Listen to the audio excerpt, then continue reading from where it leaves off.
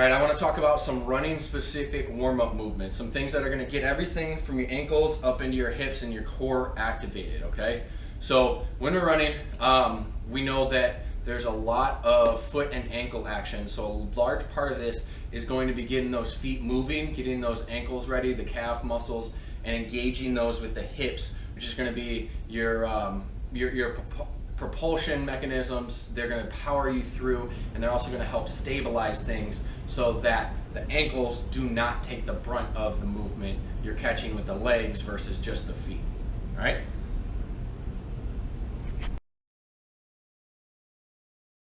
So initially, all we're going to do, and we've done this before, is just balance, okay? If you have a weight at home, it's a great idea to pass that weight back and forth, and I'll show you that.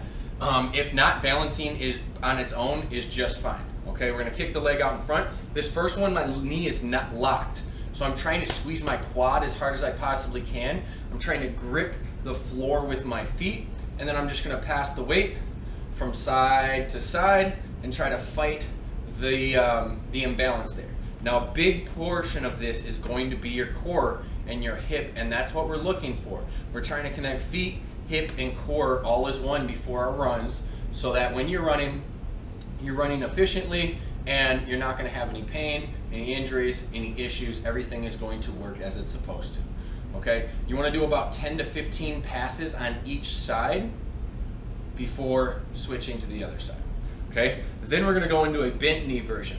We've done this before. We drive that knee forward, we get a little hinge in the hips, and then same idea. Once again, if you don't have a weight, don't worry. You can do this without a weight. Hold for time instead of reps, okay? That's going to be about 30 seconds.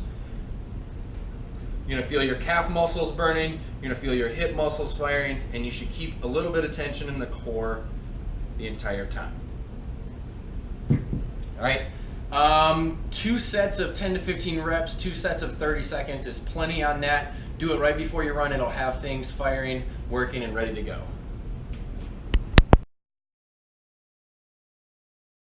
We're going to work on the calf muscles, the ankle muscles in a strengthening sort of manner rather than just a reactive stabilizers. Okay, so the first thing we're going to do is we're going to drive up onto the toes like so, and you're trying to put pressure through the big toe, okay? We don't want to roll outwards, which is what most people do, is kind of like that. We really want to drive our ankles straight forward over the top of our toes, knees straight forward over the top of our toes, and get a good hold at the top.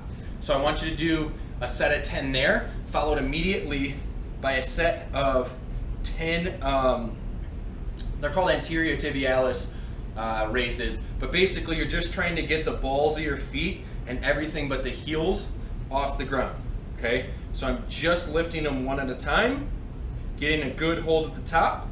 And what you're gonna feel is all these muscles around the front of the shin, those stabilizer muscles, contracting and ready to work, okay? So 10 there as well, and then run through that. So it's gonna be 10 raises,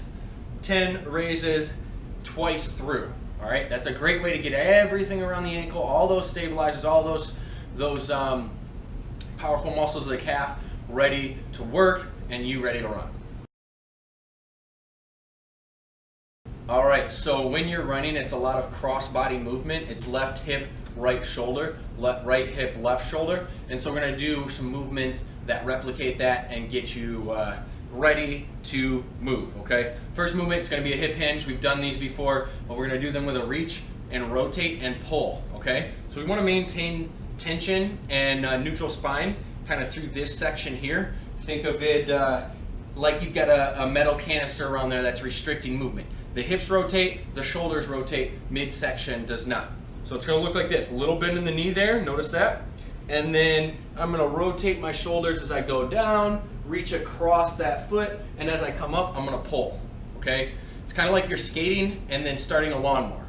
All right, so we skate, skate, skate, pull, start lawnmower. Once again, I'll show you from the side, a little bend in the knee, okay? Core tension, nothing here changes. It's my glute, or my hips and my shoulders that will rotate. I'm gonna reach across that leg as far as I can, under control, and then pull. All right, 2 sets. Let's go with 8 reps per side on that. and that'll get you ready. All right, the last movement is similar to the previous one in the fact that it's working opposite glute and arm, and we're going to do a little bit of striding. You'll notice a lot of it will resemble what you do as a runner, but we're going to do it from a lunge position. So what you're going to do is get into a lunge stance, okay? Now as we are standing, this back leg is engaged and this right arm is up. Similar when you're running. Right arm, or right leg, left arm, and as we go down, we're going to switch that. So it'll look like this. Down, up. And as you come up, I want you to drive this arm down hard. I'll show you what I mean. So down, and then as I come up, I'm going to squeeze this glute on my left side and drive this elbow hard down in a nice swinging rotation fashion. All right? Once again, 2 sets, 8 reps on each side. Make sure that you're rotating, you're squeezing your back and your glutes, making them work in unison. All right? That'll get you ready to run, ready to go, and hopefully get you right on your way to winning that half marathon, to doing well in that half marathon.